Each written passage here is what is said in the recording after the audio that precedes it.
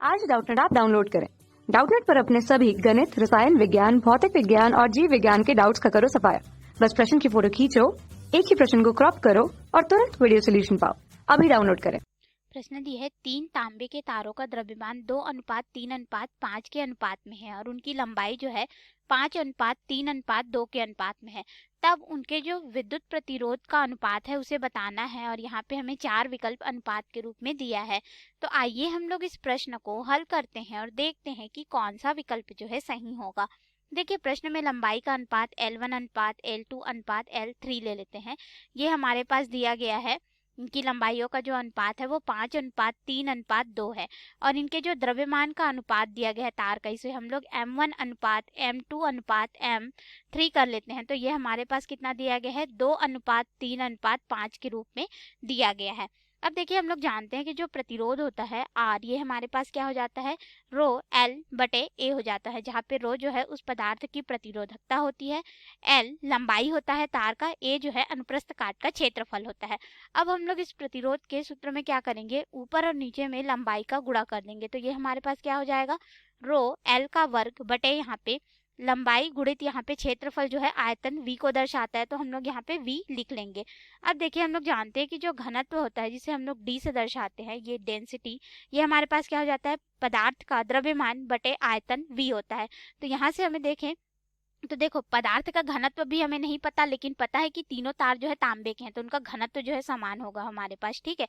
और प्रतिरोधकता रो का मान भी समान ही होगा क्योंकि तीनों जो है हमारे पास तांबे के तार हैं, इसलिए, ठीक है। पदार्थ तो परिवर्तित नहीं हो रहा, प्रतिरोधकता पदार्थ पर निर्भर करती है, तो ये तो तांबे का है तो परिवर्तित नहीं हो रहा था, वो भी नियत ही रहेगा।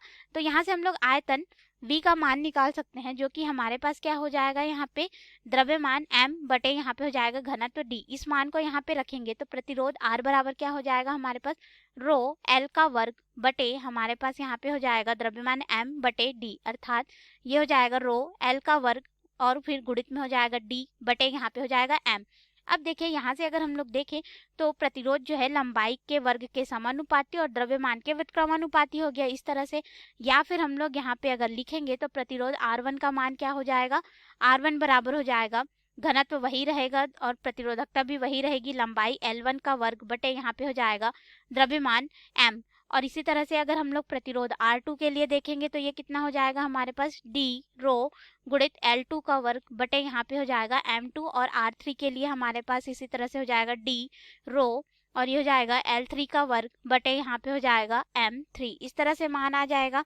अब हम लोगों ने यहाँ पे सभी के जो मान है वह ले लिए हैं, तो हम लोग अनुपात निकाल सकते हैं। अनुपात कैसे निकालेंगे, हम लोग सबसे पहले यहाँ पे R1 अनुपात R2 ले लेते हैं। R1 अनुपात R2 लेंगे तो ये हमारे पास क्या हो जाएगा, R1 का मान D रो L1 का वर्ग बटे यहाँ पे हो जाएगा M1, और ये बटे में है तो इसको व्युत्क्रम करके लिख देंगे। R2 का मान क्या हो जाएगा, M2 बटे यहाँ पे हो जाएगा D रो L2 का वर्ग हो जाएगा। तो यहाँ से D रो और D रो कट जाएगा, अर्थात ये कितना हो जाएगा, L1 बटे L2 और फिर पूरे का वर्ग गुणित यहाँ पे हो जाएगा द्रव्यमान M2 बटे M1। तो इसके अनुपात का मान निकाल लेंगे तो हमारे पास यहाँ पे क्या होगा, R1 बटे R2 बराबर हो जाएगा, लंबाई का अनुपात देखेंगे तो देखिए हमारे पास यहाँ पे L1 का जो मान है वह 5 है, L2 का मान जो है वह 3 है, तो ये हमारे पास कितना हो जाएगा, 5/3 पूरे का वर्ग। और द्रव्यमान में अगर हम लोग देखेंगे तो M2 जो है 3 है, M1 जो है 2 है, यानी कि ये हो जाएगा 3/2 के रूप में। अब हम लोग यहाँ पे इसको आगे हल करेंगे तो देखिए ये हो जाएगा वर्ग के रूप में, तो ये 25/9 हो जाएगा। फिर यहाँ से 3 से ये 3 बार में कट जाएगा, अर्थात हमारे पास यहाँ पे क्या हो जाएगा, 25 बटे यहाँ पे 3 का गुणा 2 से कर देंगे तो ये हमारे पास हो जाएगा 6 के रूप में। क्यों, क्योंकि 3 से एक बार में, 3 से 3 बार में, तो ये हो जाएगा 6, यानी कि R1 बटे R2 का मान 25/6 है। या फिर R1 का मान देखेंगे तो ये क्या हो जाएगा, 25/6 R2 के बराबर हो जाएगा। अब हम लोग यहाँ पे दूसरा अनुपात जो है उसको ज्ञात कर लेते हैं, अर्थात हम लोग R2 बटे R3 का अनुपात ज्ञात करेंगे। तो R2 का मान क्या हो जाएगा, D रो और ये हो जाएगा L2 का वर्ग बटे M2, फिर गुणित हो जाएगा M3 बटे D रो L3 का वर्ग हो जाएगा, ठीक है। यहाँ से D और रो से ये वाला मान जो है कट जाएगा, फिर हमारे पास यहाँ पे क्या हो जाएगा, L2 बटे L3 पूरे का वर्ग गुणित यहाँ पे हो जाएगा M3 बटे m2। अब हम लोग यहाँ पे मान रख देंगे तो हमारे पास यहाँ पे L2 का जो मान है वह कितना हम लोग देखे थे, ये हमारे पास मान था L2 का, यहाँ से अगर देखें तो 3 था। अब हम लोग इस मान को यहाँ पे रखेंगे और L3 का मान 2 है, यानी कि ये क्या हो जाएगा हमारे पास, मान रखेंगे तो 3/2 पूरे का वर्ग गुणित द्रव्यमान ले लेंगे, तो द्रव्यमान हमारे पास कितना है 5 और 3 हो जाएगा। ठीक है, तो ये हमारे पास हो जाएगा 5/3। अब इसको आगे हल करेंगे तो 3 का वर्ग हमारे पास यहाँ पे क्या हो जाएगा 9/4 गुणित यहाँ पे हो जाएगा 5/3, 3 से एक बार में 3 से 3 बार में, ये हो जाएगा 15/4 के रूप में। तो ये किसका मान हो गया, R2/R3 का मान हो गया। यहाँ से हम लोग R2 का जो है मान निकाल सकते हैं, क्या हो जाएगा 15/4 R3 के रूप में हो जाएगा। तो यहाँ से हम लोग फिर R1 का मान निकाल सकते हैं। ठीक है, तो देखिए हम लोग यहाँ पे क्या किया, R1/R2 निकाल लिए, R2/R3 निकाल लिए।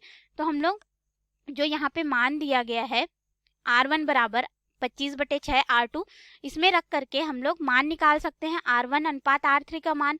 तो ये हमारे पास क्या हो जाएगा, R1 बराबर हो जाएगा 15, यानी कि ये वाले मान को पहले रख देते हैं। ये हमारे पास कितना आया है, मान जो है वह 25/6 R2 है। ठीक है, तो ये हो जाएगा 25/6 R2। तो R2 का मान हमारे पास कितना है 15/4 के रूप में है। अब हम लोग इसको आगे हल करेंगे तो ये R3 के पदों में आएगा हमारे पास, यानी कि ये कितना हो जाएगा हमारे पास, मान देखेंगे तो 15 गुणित 25 करेंगे तो ये 375, और फिर बटे में हो जाएगा 6 गुणित 4 करेंगे तो 24, और हम लोग इसको फिर 3 से भाग दे देंगे तो हमारे पास यहाँ पे R1 बराबर हो जाएगा, और ये R3 के पदों में है तो हम लोग फिर से दोनों को 3 से भाग दे देंगे तो ये हो जाएगा 125, और हमारे पास यहाँ पे हो जाएगा 8। इस तरह से हो गया, क्योंकि 8 गुणित 3 24 होता है हमारे पास, और 3 से हम लोग ऊपर और नीचे में भाग दे दिए। तो R1 का मान जो है हमें R3 के पदों में मिल गया है, यानी कि R1 अनुपात R3 का मान कितना हो गया हमारे पास 125/8 के रूप में हो गया। अब देखिए अगर हम लोग यहाँ पे अनुपात को देखें तो R2/R3 भी हमें मिल गया है और हमारे पास R1/R2 भी मिल गया है, लेकिन यहाँ पे अगर हम लोग देखें तो हमारे पास 125 आना चाहिए R1 का मान। ठीक है, तो विकल्प में चलते हैं, इसके अनुसार हम लोग आगे भी हल कर सकते हैं। तो ए विकल्प में कहीं भी 125 नहीं है तो ये तो गलत हो जाएगा, बी भी हमारा गलत हो जाएगा, 125 नहीं है, सी में भी नहीं है। अब डी में देखेंगे तो 125 भी है, 8 भी हमारा आया है, और पूरे को जब हम लोग हल करेंगे तो R2 का मान हमारे पास यहाँ पे 30 भी आ जाएगा, यानी कि डी विकल्प जो है बिल्कुल सही उत्तर होगा, क्योंकि हमने यहाँ पे अगर देखा तो R3 का मान हम लोग ज्ञात कर चुके हैं जो कि 8 आ रहा है, R1 का मान 125 आ रहा है, तो R2 का मान हमें यहाँ पे 30 जो है प्राप्त होगा ही होगा। तो डी विकल्प हमारा बिल्कुल सही उत्तर होगा। धन्यवाद। कक्षा 6 से 12वीं से लेकर नीट, IIT, JEE वो एडवांस के लेवल तक 1 करोड़ से ज्यादा छात्रों का भरोसा। आज ही डाउनलोड करें डाउटनेट ऐप या व्हाट्सएप करें अपने सारे डाउट्स 8400 400 400 पर।